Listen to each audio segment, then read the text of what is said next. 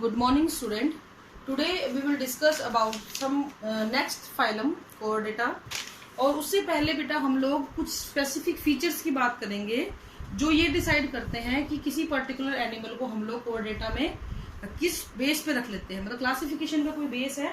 तो कुछ diagnostic characteristic of chordates का आज हम डिस्कशन करेंगे। Diagnostic characteristics of Chordata.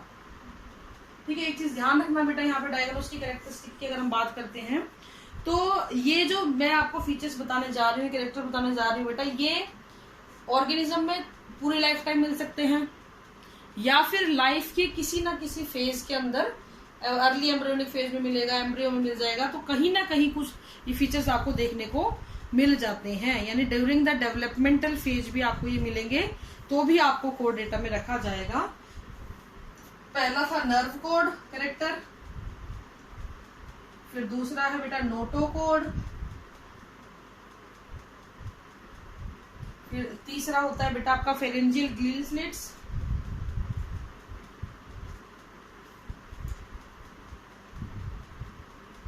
और फिर चौथा है पोस्ट एनल टेल। ये चार कैरेक्टर अगर किसी भी ऑर्गेनिज्म की ग्रोथ फेज में, डेवलपमेंट फेज में, ग्रोथ फेज में, लाइफ टाइम में कभी भी कहीं भी देखे गए तो उस ऑर्गेनिज्म को हमने क्या मान लिया, कोर्डेटा में शामिल कर लिया। इनमें से ये तीन प्राइम इंपोर्टेंट के हैं, ठीक है, ये वाला फिर भी इतना इंपोर्टेंट नहीं है लास्ट का। ये तीन नर्व कोड, नोटोकोड और फेरेंजियल ग्लिल स्लिट्स सबसे इंपोर्टेंट प्राइम कंसर्न है। द रीजन इज कि ये कभी ना कभी होने चाहिए लाइफ के अंदर। अगर इनकी प्रेजेंस नहीं है तो इसकी वजह से क्या होगा, हम ऑर्गेनिज्म को शामिल नहीं कर पाते हैं। फिर ग्रीन वाला स्केच, ठीक है। तो यहाँ पे हम लोग बना रहे हैं इसका डायग्राम थोड़ा सा।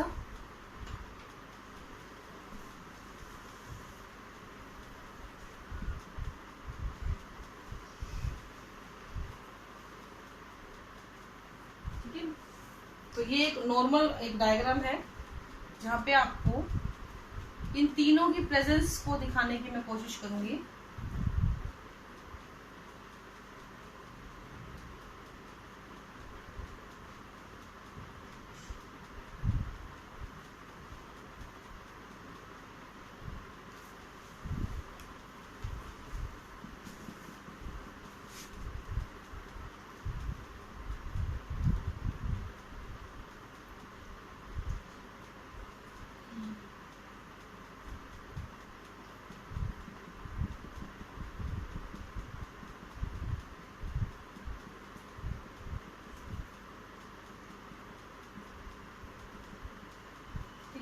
इस तरीके से ये होता है, जिसमें बेटा ये वाला जो है this is nerve code, this one is notochord, ठीक है। ये आपका ये है आपकी pharyngeal ग्लिल slit,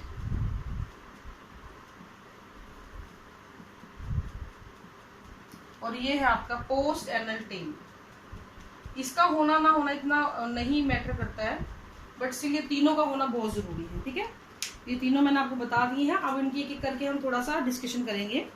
pharyngeal gill slits for the exchange of gases होता है, ये धीरे धीरे रिड्यूस हो जाते हैं, लेकिन एम्ब्रियोनिक स्टेज के अंदर ज्यादातर देखने को मिल जाते हैं।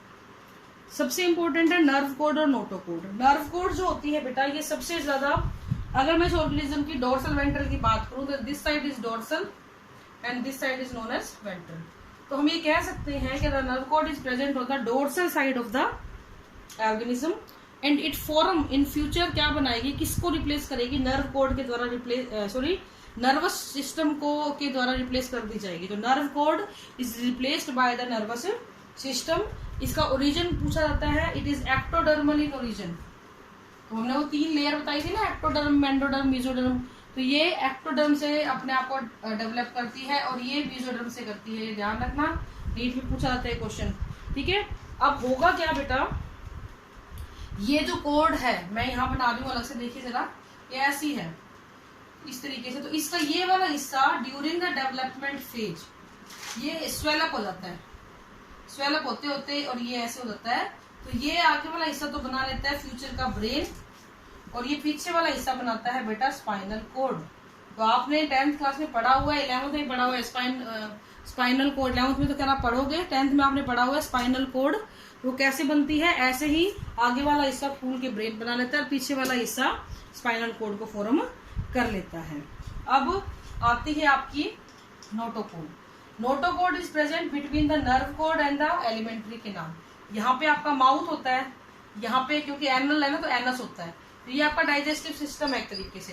तो डाइजेस्टिव सिस्टम और नर्व कोड के बीच में एक रॉड लाइक स्ट्रक्चर होती है, देखो भरा हुआ है ना, फिल किया हुआ है, रॉड लाइक स्ट्रक्चर होती है जिसको हम नोटोकोड बोलते हैं।